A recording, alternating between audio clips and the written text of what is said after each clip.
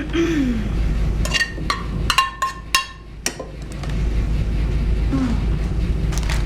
you mind? Do I mind what? No, I'm just asking. What? I'm asking, will you grate the cheese? Oh.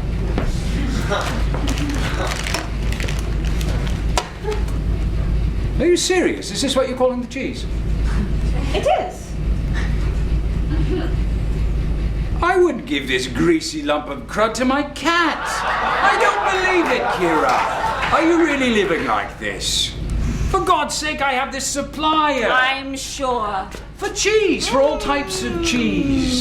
He's a really good bloke. Of course! Your whole life is great blokes. I could get you a delivery. No problem. He'd send you all kinds of fresh parmesan.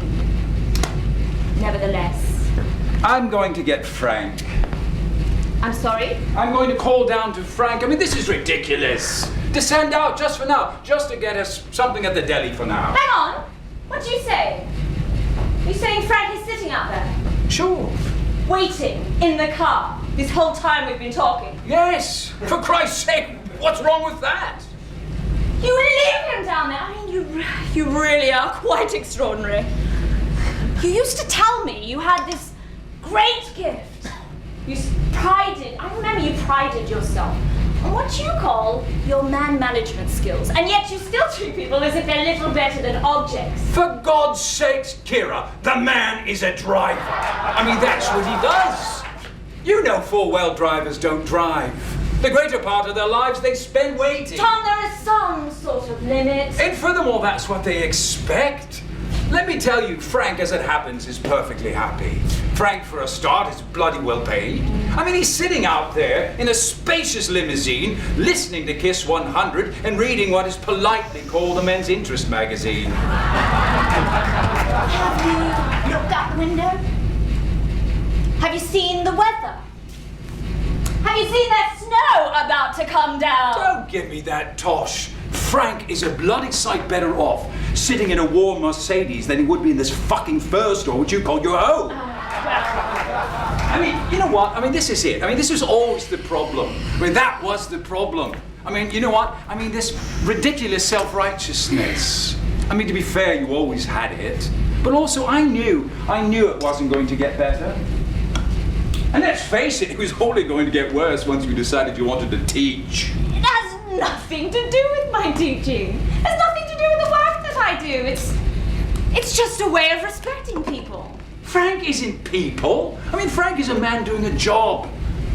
I mean, you're always salving your own bloody conscience. I mean, these stupid gestures. I mean, nothing to do with what people might want. I mean, they want to be treated, respected like adults for a job that they are paid for. Not looked down on as if they were somehow chronically disabled, as if they needed help all the time. I mean, you know what? This is the craziness. That's it. That's the craziness with you. I mean, you never understood business. You never did. You never could get that straight. I mean, finally, my goodness, I mean, that's why you had to leave.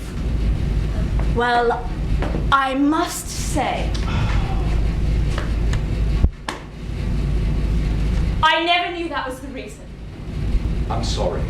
I never knew that was why I had to leave. I put it badly. Badly? You did. I thought I had to leave because your wife found out I'd been sleeping with you for over 6 years. I mean, well, yes, that did play a part in it. I should say it fucking well did. It played a part in it. Part of? Part of? But you never ever got your attitude towards business straight. Oh, I mean, well. what I'm saying is you would have left anyway, I know. I mean, I could sense it. I mean, you know what? You thought it was time for a change, I knew it. Tom, I left because I always told you, if Alice finds out, then I shall go. I know you did. I told you 1,000 times. I know you did. We can only do this for as long as Alice doesn't find out. When she found out, it changed things. Instantly. Instantly, says it. You were gone in an hour. Wham, out the door. With me left handling all the other employees. Oh, really? I don't think anyone was very convinced.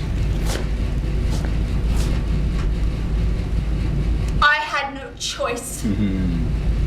I know it sounds stupid, but you have something worked out in your mind. And then something changes. You no longer believe in your own story. And that, I'm afraid, is the moment to leave.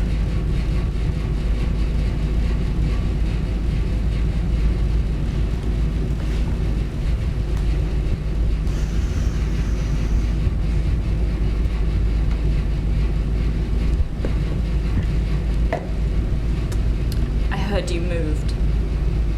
Yes, that happened quite quickly. We moved when Alice started to get ill. How long was her illness?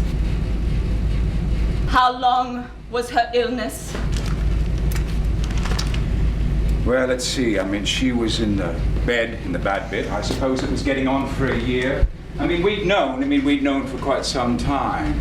You know, she started to feel dizzy. I mean, she didn't take no notice at first. I mean, you know, we were in such a total state of confusion. I mean, at that time, things were already so tough. So the news of the illness, I mean, to be honest, at first, when we first found out, it seemed like kind of a joke. How much misfortune, and so on. You know, where are the gods?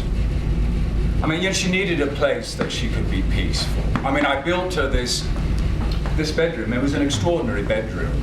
I built it, the one that I mentioned. I mean, with this wonderful sloping glass roof. I mean, the common outside. I mean, it was fantastic. I mean, we gave her the picture she wanted, exactly what she wanted to see. Then she became quite mystic. I mean, you know, I don't mean to sound cruel, but it was kind of difficult for me. In what way? Well, I mean, you know Alice. I mean, she got a hold of this bloody word spiritual. You know, it's one of those words I've never quite understood. You know, I've always hated the way that people use it. I mean, I think that they use it just to sort of, you know, kind of bump themselves up. You know, like I've had some sort of a spiritual experience, they say. You know, I mean, as if that's the end of the argument, right? I mean, like, it's mine and shove off. I actually think that people use it, you know, to make them seem more sensitive. You know, I do. I actually do. I mean, I think they try to dignify quite ordinary things with it. Now, religion. Now that's something different. I like religion.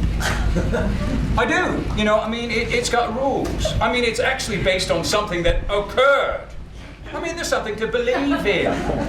I mean, you know, I mean, it's also one of the reasons why it's worth following. I mean, not that I do, mind you, but there's some expectation of how you're meant to behave.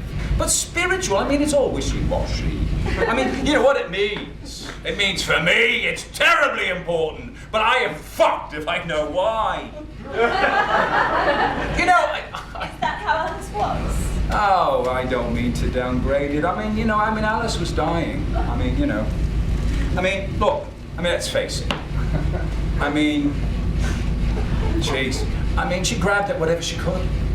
But it was just grabbing, you know what I mean? It wasn't like it was solid. It wasn't like she really believed. I mean, you'd ask Alice, tell me something, what do you really believe in? I mean, she couldn't say. I mean, she'd always say, well, you know what? I don't know. Listen, I thought it was all just sensation. I think that's what it was. I really do. I do.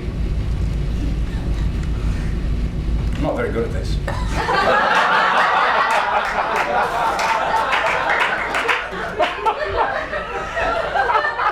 Just need practice. You know, I don't know, you know.